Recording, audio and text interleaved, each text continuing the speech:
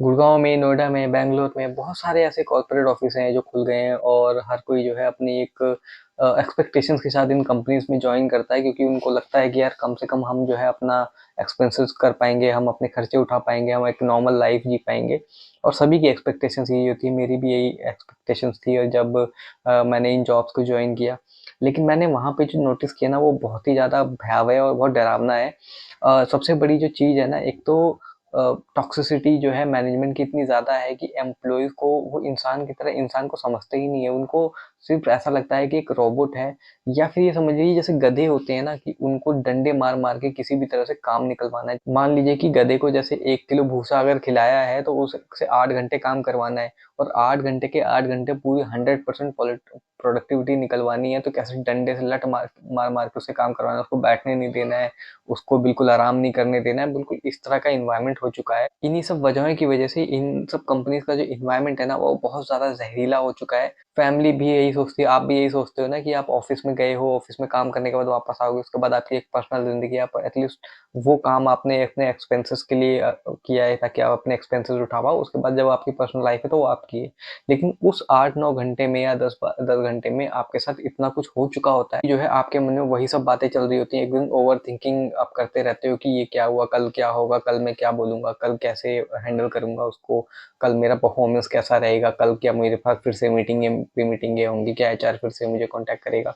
हम लोग इंडिया में रहते हैं, हर 2-3 महीने बाद एक सीजन बदलता है। कभी स्प्रिंग सीजन आता है, कभी रेनी सीजन आता है, कभी विंटर आता है, कभी समर आता है ना। तो इस तरह से जब सीजन चेंज होते हैं तो हम बीमार भी पड़ते हैं, और बीमार पड़ने के बाद छुट्टी लेना इतना ज़्यादा मुश्किल हो गया है कि एक दिन में अगर मान लीजिए आपका गला बैठा हुआ है, आपका सर दर्द हो रहा है, आपका वो जुकाम हो रहा है, और ऐसी सिचुएशन में ये दिखने में बहुत छोटी चीज़ें लगती हैं, लेकिन जब आपका हेडेक हो रहा होता है, आपसे काम नहीं हो पाता है, आप छुट्टी नहीं ले सकते। उनका कहना है कि यार इन सब छोटी-छोटी चीज़ों के लिए कौन छुट्टी लेता है ना? तो बेसिकली इतना ज़्यादा जो मुश्किल हो गया है कि आपके अकाउंट में सिक लीव है, लेकिन आप उसे ले नहीं सकते। उसके लिए भी आपको मेडिकल सर्टिफिकेट माँग लिया जाता है। एक हेडेक के लिए कोई भी डॉक्टर क्या लिख के देगा कि इंसान को हेडेक हो रहा है, इसे छुट्टी चाहिए, ये बहुत नॉनसेंस चीज़ें लगती हैं। तो ये बहुत सारी चीज़ें हो गई। हाँ, मैं मानता हूँ कि बहुत सारे जो लोग हैं जो अननेसेसरी लीव्स लेते हैं, जिसकी वजह से मैनेजमेंट इस तरह की बातें करता है कि वो किसी को भी जो है सीरियसली नहीं लेता, किसी की भी बीमारी को। लेकिन ऐसा नहीं हो सकता ना कि आप एटलीस्ट एक पैटर्न तो देखिए कि कोई अगर एम्प्लॉय आपके लिए लॉयल्टी से काम कर रहा है, लगातार बढ़िया से काम कर रहा है, तो थोड़ा-सा जजमेंट भी होना चाहिए कि हाँ, ये जो बंदा है, इससे मैं रोज़ मिलता हूँ। एटलीस्ट एक थोड़ा-सा एक आपका भी एक जजमेंट होना चाहिए कि कौन जो है फेक टाइप का आदमी है, या फिर कौन जो है थोड़ा-सा जेन्युइन टाइप का, कि अगर कोई बंदा कह रहा है कि मेरे साथ इमरजेंसी है, तो वो सच बोल रहा होगा।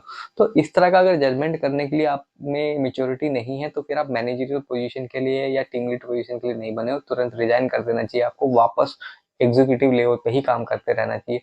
सबको प्रमोशन चाहिए, प्रमोट हो जाते हो। मैच्योरिटी उस लेवल की तुम्हारे अंदर आई नहीं है, और आप कर क्या रहे हो? आपकी वजह से जो 10-15 लोग हैं जो आपकी टीम में हैं, उनको क्या-क्या हैंडल करना पड़ रहा है, उनको क्या-क्या फेस करना पड़ रहा है, वो भी तो आपको समझना चाहिए, है ना? वो चीज़ आप समझते नहीं हो, और आपकी नासमझी की वजह से कितना ज़्यादा नुकसान हुआ जा रहा है ना? और दूसरी चीज़ आप सोचो ना कि हर कोई अपने एक्सपेंसेस बियर करना चाहता है, हर कोई ये एक्सपेक्टेशन के साथ जॉइन करता है कि मैं लगातार मैं जॉब करूँगा, तो मैं अपने एक्सपेंसेस उठा पाऊँगा। अब होता क्या है कि मान लीजिए कोई बीपीओ में काम कर रहा है, कोई कोडिंग की जॉब है, किसी की आईटी की जॉब है, ये अलग-अलग तरह की जॉब्स हैं। ये तो हम वो बात कर रहे हैं जो जिस तरह की जॉब में हम काम करते हैं। बहुत सारी होटल मैनेजमेंट की जॉब्स होती हैं, बहुत सारे लोग वेटर्स होते हैं, बहुत सारे लोग शेफ्स होते हैं। वो अलग-अलग तरह की जो लोग हैं वो नौकरियाँ करते हैं, और हर किसी की जो नौकरी है वो कितनी ज़्यादा डिफ़िकल्ट होने लगी है। आज के समय में कॉलेज से निकलने के बाद जैसे हर इंसान जो ये सोचता है ना कि हाँ, मैं अब कमाने लगूँगा, मेरी लाइफ़ सेट हो जाएगी, वो है ही नहीं। उसके बाद तो यूँ समझ लीजिए उसकी लाइफ़ हेल बनने की तरफ जो है अग्रसर हो जाती है।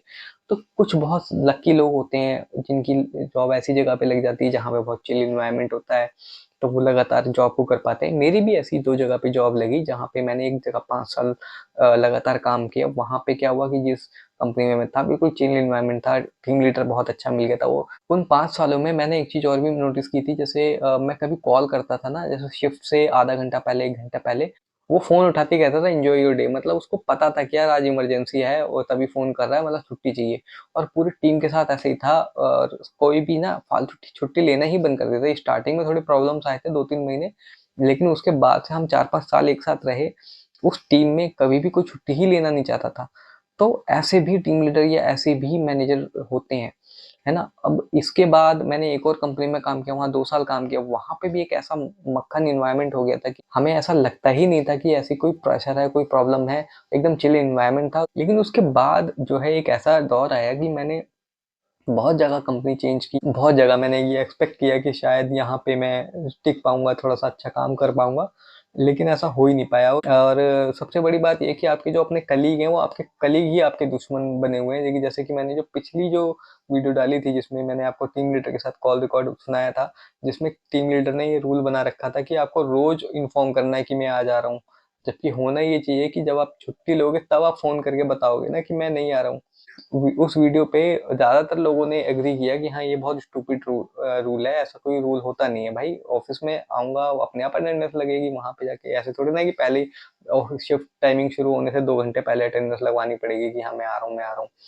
तो सिचुएशन ये है कि वहाँ पे भी ऐसे 1-2 कलीग थे मेरे जो टीम लीडर की पूरी चाटुकारिता में बिज़ी थे। उनको ये लगता था कि भाई मैं जो है सीन क्रिएट कर रहा हूँ, जबकि मैंने सीन सिर्फ़ एक ही बार क्रिएट किया था जब मेरे को थोड़ी-सी प्रॉब्लम थी उस दिन। उस दिन मेरा मूड नहीं था ठीक, तो इस वज़ह से वो हीटेड कन्वर्सेशन हुई, अदरवाइज़ मैं भी उन रूल्स को फ़ॉलो कर रहा था। लेकिन उस सिचुएशन के बाद मैंने उस रूल को बिल्कुल फ़ॉलो करने से बंद कर दिया था। प्रॉब्लम ये है कि आज के समय में कलीग्स भी ऐसे टॉक्सिक हो चुके हैं ना कि वो चाटुकारिता कर के टीम लीडर्स को या मैनेजर्स को वो उस लेवल पे पहुँचा देते हैं कि जो सही से काम कर रहा होता है ना, उसको भी वो एक दुश्मन की नज़र से देखना शुरू कर देते हैं और उसके लिए टॉक्सिसिटी फैलाना शुरू हो जाता है। एनवायरनमेंट इतना खराब हो इसलिए रहा है क्योंकि जब प्रमोशंस की बारी आती है, जो जितने भी टीम लीडर्स हैं या मैनेजर्स हैं, वो परफॉर्मेंस को जो है वो अपने मापदंड में रखते ही नहीं है। जैसे कि सबसे पहला जो क्राइटेरिया होना चाहिए वो ये होना चाहिए, उन्हें फ़िल्टर आउट करना चाहिए कि कौन सबसे अच्छा परफ़ॉर्म कर रहा है। क्योंकि देखिए, अगर कोई अच्छा परफ़ॉर्म करेगा, अगर उसे प्रमोट आप करेंगे तो जब वो अपनी टीम को फीडबैक देगा या फिर उसको वो परफ़ॉर्मेंस करवाने पे जाएगा, तो वो उनको सजेशन अच्छे दे पाएगा, उनको अच्छे टिप्स दे पाएगा, अच्छे फीडबैक दे पाएगा, जिससे कि उसकी जो टीम है वो अच्छा परफ़ॉर्म करे। अगर उसे खुद ही परफॉर्मेंस नहीं निकालना आता है, तो उसके अंदर खुद कन्विक्शन नहीं आएगी कि मैं कैसे परफॉर्मेंस निकलवाऊँ, है ना? दूसरा क्राइटेरिया फिर ये होना चाहिए कि यार अगर किसी का परफॉर्मेंस अच्छा है, पर्सनल लेवल पे उसका माइंडसेट कैसा है? क्या वो इस लायक है भी कि 10-15 लोगों को वो हैंडल कर सकता है? क्योंकि ऐसा भी होता है कई बार कि परफॉर्मेंस बहुत अच्छा है, लेकिन इंटरपर्सनल स्किल्स बहुत खराब हैं, लोगों से ज़रा-ज़रा बात पे चिढ़ जाता है और इगोइस्टिक है, बहुत ज़्यादा नार्सिसिस्टिक कैरेक्टर है उसका कि वो परेशान करके रख देता है दूसरों को, तो ऐसे भी इंसान को आप प्रमोट नहीं कर सकते। तो कुछ चीज़ें ऐसी होनी चाहिए कि कुछ चीज़ें देखकर और परख कर ही इस किसी भी इंसान को प्रमोट करना चाहिए। लेकिन होता क्या है, टीम लीडर के पास एक बंदा है जो आता है, उसको वो जानबूझ के चुगलियाँ करता है कि यार देखो वो कैसे काम कर रहा है, देखो वो ये है, वो ऐसा है, वो वैसा है, वो तुम्हारे बारे में ऐसा बोल रहा था, वो तुम्हारे बारे वो लोगों को ऐसे बोलता है, लोगों को ऐसे बोलता है। तो इस तरह की जो है चापलूसी, चुगलियाँ करने वाले लोग अचानक अच्छे लगने लगते हैं। फिर वो बंदा जो है वीकेंड्स पे उसके साथ दारू पार्टियाँ भी करेगा। फिर वो ऑफ़िस में रहते हुए भी कुछ फ़ेवर्स कर देगा, जैसे कि मान लीजिए कैफेटेरिया में बैठे हैं तो बिल खुद पे कर दिया। टीम लीडर अरे सर कोई बात नहीं, अरे सर कोई बात नहीं करके बात कर रहा है। तो जितना क्लोज़नेस वो बढ़ जाती है, तो इंटरपर्सनल उनके जो रिलेशंस है वो बहुत अच्छे हो गए, वो दोस्त बन गए आपस में। दोस्त तो बन गए, लेकिन वो बंदा टीम हैंडलिंग में कोई एक्सपर्टीज़ नहीं रखता है, परफ़ॉर्मेंस भी उसका ज़ीरो है। लेकिन अब दोस्त जब बन गए हैं, जब दारू पी के बैठ के साथ में बात कर रहे हैं, तो कि यार इस बार जब प्रमोशन की बात आए ना तो मेरा देख लेना। अब ऑब्वियस सी बात है कि दारू के नशे में जब आप धुत हो तो ऑब्वियस सी बात है प्रॉमिस तो करोगे, क्योंकि फ्री की दारू मिल रही है आपको, आपको खर्चे नहीं हो रहे। तो अब क्या बोलोगे? अब आगे से जब प्रमोशन की बात आएगी, अब मैनेजर से जब आपसे पूछेगा कि आपकी टीम में ऐसे कौन से लोग हैं जो मतलब ठीक-ठाक हैं, तो या फिर जो डिज़र्व करते हैं प्रमो, तो आप नाम जब भेजोगे तो उन्हीं का भेजोगे ना, जो आपके साथ बैठ रहे हैं, उठ रहे हैं। अब वो इंसान जो अच्छा परफ़ॉर्म करता है, एक फैमिली मैन है, जो अगेन फैमिली के लिए लगातार ओवरटाइम भी कर रहा है तुम्हारे लिए, अच्छा परफ़ॉर्मेंस भी निकाल रहा है, छुट्टियाँ भी नहीं ले रहा है, छोटे-मोटे सर दर्द वगैरह में भी ऑफ़िस आया जा रहा है, वो छुट्टी नहीं ले रहा है। तो उसको क्या होता है कि यार ये तो बोरिंग सा आदमी है, इसको प्रमोट कर भी दूँगा कि क्या ही मुझे कुछ रिटर्न, मतलब मज़ा नहीं आएगा इसके साथ काम करने में मुझे। मतलब लोगों को, मैनेजर हो, टीम लीडर हो, हर किसी को ना थोड़ा-थोड़ा पर्सनल मज़े भी चाहिए होते हैं, नहीं तो वो नहीं करना चाहते कुछ भी। तो उस मज़े के चक्कर में ऐसे आदमी को प्रमोट कर देते हैं जो उस लायक ना हो। तो रिज़ल्ट जो है घूम फिर के वही आता है कि इमैच्योर जैसे लोग हैं वो आके प्रमोट हो जाते हैं। उसके बाद जो है वो असली शुरू होता है। और अगर वो असली खेल क्या शुरू होता है वो देखना है तो आप पिछली वाली मेरी वीडियो देख लो जाके, वहाँ पे मैंने एक कॉल रिकॉर्डिंग सुनाई हुई है कि किस तरह से एक पागल सी जो टीम लीडर है उसने दिमाग खराब कर रखा था पूरी टीम का। अब बहुत सारे लोग मेरे से ये भी कह रहे हैं कि यार इसको जो है केस कर दो, इनको जेल में भिजवा देना चाहिए, कंपनीज के ऊपर केस कर देना चाहिए तुम्हें। भाई मैं सच बात बता रहा हूँ, ये इतना आसान नहीं होता है। उनके पास बहुत बड़े बड़े वकील नौकरी पे रखे हुए होते हैं, उनका कुछ नहीं जाना। उन्होंने सिर्फ जाके एक फाइल कर देना है।